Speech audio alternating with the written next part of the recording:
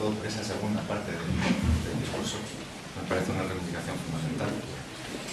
Muchas gracias a todos por venir, sobre todo a los que me consta que habéis venido desde muy lejos, es decir, cruzando puertos de montaña que nos separan de la meseta y todo eso. No quería que se me olvidara tampoco dar las gracias tanto a Liberbank como al Ayuntamiento de Avilés, que nos prestaron las vitrinas que albergan la muestra, fundamental evidentemente para el montaje. Y la verdad es que cuando estos días, a ratillos, mientras montábamos, pensaba en el rollo que os iba a soltar, aprovechando la coyuntura, pues en primera instancia no pude evitar echar la vista atrás a esas dos exposiciones, tanto la del 2008 como la del 2001, que rescataba Ramón antes de la memoria. Y es cuando uno toma conciencia de que el tiempo pasa, de que remontarnos a la primera, estamos hablando de 15, 16 años, uno tiene más experiencia, también menos pelo, y también, y sobre todo, va sumando ausencias.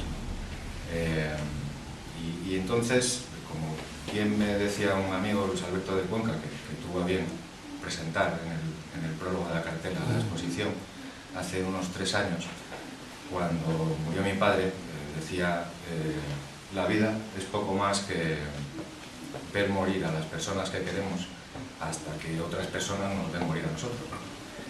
Y entonces pensé, recordé unas palabras que me había dicho Juan Álvaro González, que es otra ausencia muy añorada hoy, presidente fundador de la Fundación Álvaro González, y un muy querido y buen amigo.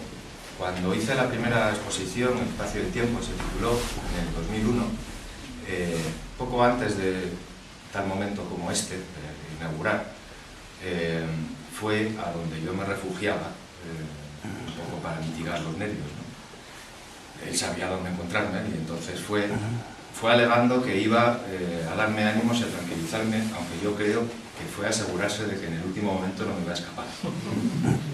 Y me preguntó si estaba nervioso, obviamente le dije que sí, y con ese ustear tan entrañable que él tenía, me dijo, pues no debe ponerse usted nervioso.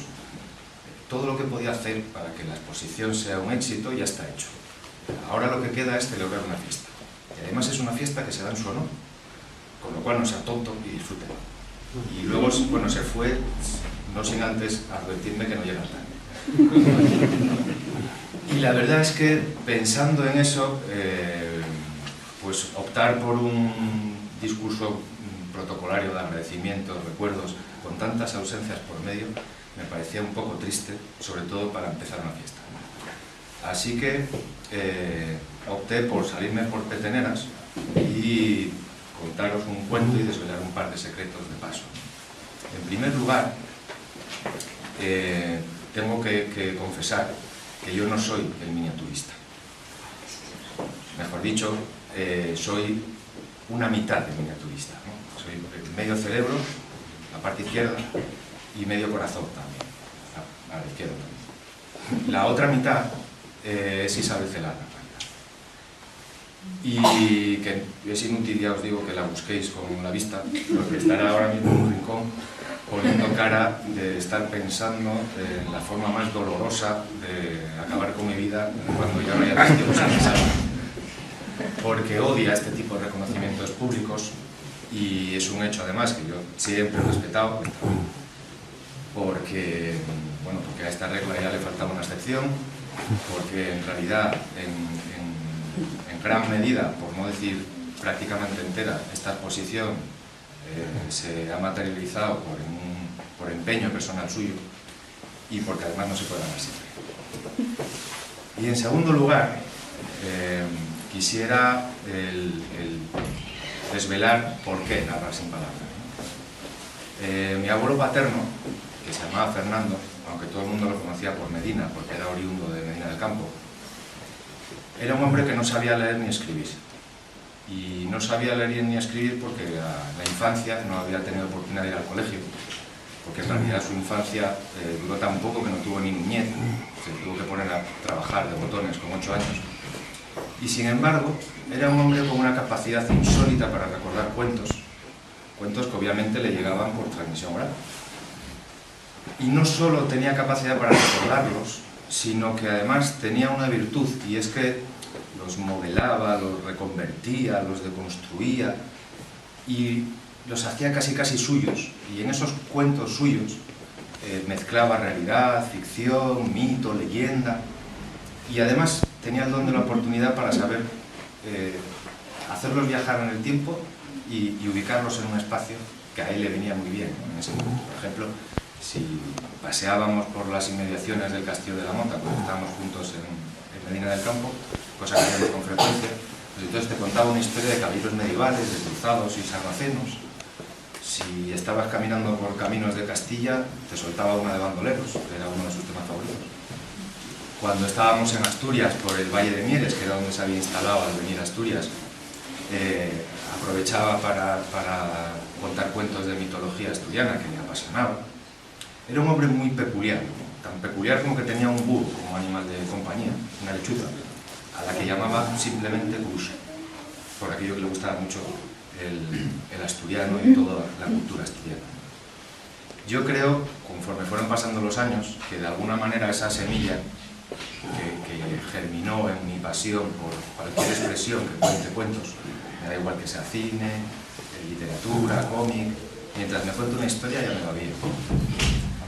Yo creo que se la debo en gran medida a él, porque yo lo adoraba y porque muy pronto empecé a imitar esa fascinación suya por el cuento, ¿no? Luego yo fui creciendo, opté por dedicarme a la miniatura, obviamente. Antes de poder profesionalizarme hubo muchos años detrás de formación autodidacta, por otra parte, con la ayuda de algún que otro maestro. Y eso también le di el disgusto de su vida a él, porque el hombre, con su nieto primogénito, su ilusión es que fuera militar o torero. Evidentemente a mí no me gustaba disgustar a mi abuelo, ¿no? Pero a mí los uniformes nunca me han salido bien, y con traje de luces la verdad es que no. Entonces decidí contarle un cuento a mi abuelo, ¿no? Un cuento de Oriente, es decir, un cuento chino. Y le conté que los miniaturistas, sobre todo en la vertiente relativa a la temática histórica, siempre habían estado muy ligados a la cultura castrense y al ejército, en tanto en cuanto es fundamental el estudio de la historia, de la uniformología, de la paleontología. Bueno, medio color. Luego también le expliqué que para dedicarse al oficio de miniaturista en un país como España, con tan poca querencia por la cultura, pues había que echar más bemoles que un torero, y desde luego se sufre bastante más con un toro de lidia. Con todo y con eso, mi abuelo, que tenía buen sentido del humor, fue colando. Yo seguí creciendo con la pasión por los cuentos, pero nunca asocié, o por lo menos no conscientemente, los cuentos a la miniatura, ¿no? Mi labor como miniaturista. Y hace como unos 4 años más o menos, 4 o 5, tomando un café frente a la estación de Atocha, en Madrid, con Fernando Marías, el escritor y director de la compañía Hijos de Mary Shelley, él trataba de convencerme para que entrara a formar parte de Hijos de Mary Shelley, ¿no? Y bueno, la verdad es que estábamos medio convencidos. Digo estábamos, no es que hable en plural majestático, es que también estaba Isabel presente. Y estaban medio convencidos porque habíamos visto 2 o 3 meses antes un espectáculo de Hijos de Mary Shelley en el Festival Literario Celsius de Avilés, y estábamos maravillados. Y él, para convencernos, que es un consumado cuentista, nos contó un cuento que dijo gótico, aunque yo creo que era un cuento gótico de Oriente. Y bueno, antes de decirle que sí, por aquel entonces en Hijos de Mary Shelley solo había novelistas, poetas y dramaturgas. Y yo le pregunté qué pintaba un miniaturista en medio de aquellos autores, ¿no?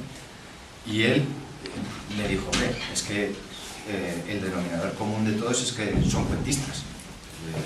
Ya, ¿qué pinta un miniaturista, ¿no? Entre los cuentistas? Y entonces me miró con cara como si le estuviera vacilando y me dijo, hombre, querido, es que lo que haces con tus miniaturas es precisamente eso, contar historias. Tú en el fondo eres un cuentista.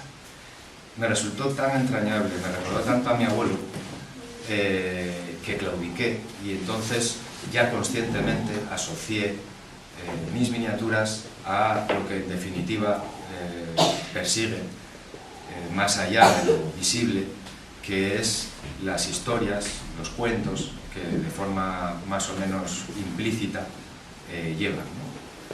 Y acepté esa especie de oficio bicéfalo, que es el de un miniaturista que cuenta cuentos y un cuentista que hace miniaturas. Y ahora, ya para que este cuento tenga un final feliz, yo creo que deberíamos de hacer caso a don Juan, celebrar una fiesta con cuidado, no romper nada, eso sí. Y nada más, muchas gracias y a divertirse.